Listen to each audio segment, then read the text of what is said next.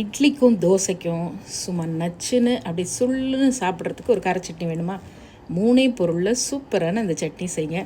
ஆனால் 4 இட்லி சாப்பிட்றவங்க கண்டிப்பாக 2 இட்லி கூட சாப்பிடுவீங்க. அதுக்கு நான் பொறுப்பு கிடையாது. இந்த சட்னியை ஒரு தடவை அரைச்சி வச்சுக்கோங்க. வெளியிலே வச்சிங்கன்னா கூட 1 வாரம் வரைக்கும் கெட்டு போகாது. ஃப்ரிட்ஜில் வச்சிங்கன்னா 15 நாள் கூட ஸ்டோர் பண்ணி எப்போ வேணுமோ டக்கு டக்குன்னு எடுத்து சாப்பிட்லாம். 2 டேபிள் ஸ்பூன் நல்லெண்ணெய் ஊற்றிக்கோங்க. ஒரு 100 கிராம் பூண்டு நல்லா தோலை உரிச்சிட்டு மிதமான தீயில் நல்ல கோல்டன் ப்ரௌனாக ஃப்ரை பண்ணி அதிலேருந்து பூண்டை வெளியில் ஃபஸ்ட்டு எடுத்துருங்க. நல்லா காரம் சாப்பிடுவீங்கன்னா வெறும் காரச்சில் மிளகாயை போட்டுக்குங்க. இல்லைன்னா 5 கார மிளகா, 4 காஷ்மீரி மிளகா, ஒரு சின்ன துண்டு புளி, அதையும் லேசாக வறுத்து எடுத்துடலாம். இந்த புளி அந்த காரத்தை கொஞ்சம் பேலன்ஸ் பண்ணும். இப்போ எல்லாத்தையும் ஃபஸ்ட்டு மிளகா, உப்பு, புளியை போட்டு ஒரு சுற்று மிக்சியில் சுற்றிட்டு அதுக்கப்புறம் வதக்கி வச்ச பூண்டையும் உள்ளே சேர்த்து அப்படியே சட்னி பதத்துக்கு அரைச்சி எடுத்துக்குங்க.